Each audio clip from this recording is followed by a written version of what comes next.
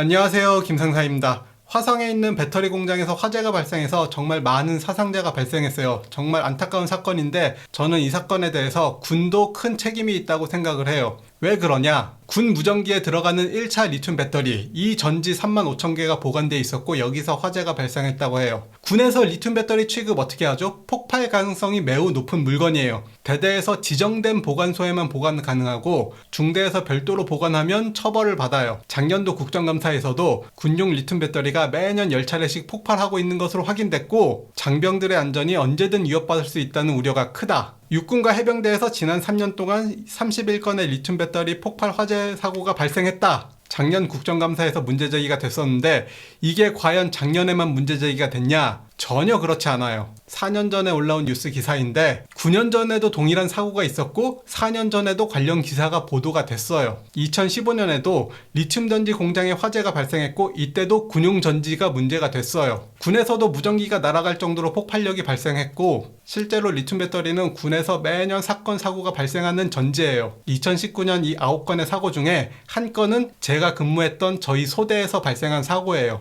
하지만 군부대 리튬 전지 폭발 대부분은 원인 미상이다. 아직도 명확한 원인이 없어서 그냥 보관 방법, 관리 방법만 나와 있지 원인이 나와 있는 건 없어요. 근데 이게 2015년 국정감사에도 지적이 됐어요. 리튬 배터리가 폭발하기 때문에 공기 아이언 배터리로 교체하는 방안을 검토해라. 무려 9년 전 국정감사에서도 이런 요구가 있었고 이때 후속 조치를 어떻게 했냐? 2015년 국정감사가 끝나고 시험용으로 공기아이언 배터리를 구매했고 2016년 17년 품질 평가, 2017년 적합성 평가를 했어요. 그리고 2018년 필요량을 조사했고 2020년 시범 도입을 검토하고 있다는 게 이것도 벌써 4년 전 얘기예요. 이 배터리는 지금 시중에서 쓰지를 못해요. 폭발력이 있기 때문에 쓰질 못하고 그래서 지금 2차 전지를 다 쓰고 있는데 이건 군인의 안전에 관한 문제예요. 2015년 국정감사에서 대안을 제시했고 지금까지 9년이 흘렀는데 그 누구 하나 책임을 지지 않고 이 안전 문제를 소홀히 하고 있어요. 저는 2019년도에 실제로 오대기 임무 수행을 하다가 저희 소대 통신병 등에서 리튬 배터리가 터지는 걸 눈앞에서 목격을 했어요. 실제로 터져서 불꽃이 나는 것도 봤고 리튬 배터리가 터졌을 때 나오는 독한 유독가스 냄새도 실제로 맡아봤어요. 배터리가 터지면서 무전기도 손상이 됐고 무전기랑 연결하는 배터리 케이스도 연결고리가 뜯겨나가면서 공격 배낭도 아래가 다 터졌어요. 정말 다행히 통신병이 다치진 않았는데 이게 배터리를 교체하거나 아니면 오대기가 실제로 출동할 때 통신병이 공격 배낭을 안고 터졌으면 통신병이 크게 다쳤을 거예요. 2015년에 문제 제기를 해서 대안으로 제시했던 공기 아이언 배터리를 도입했으면 지금 이 업체도 1차 리튬 배터리를 생산하지 않고 공기 아이언 배터리를 생산하고 있었겠죠. 2015년에 국정감사에서 지적이 됐고 매년 배터리가 터지고 있고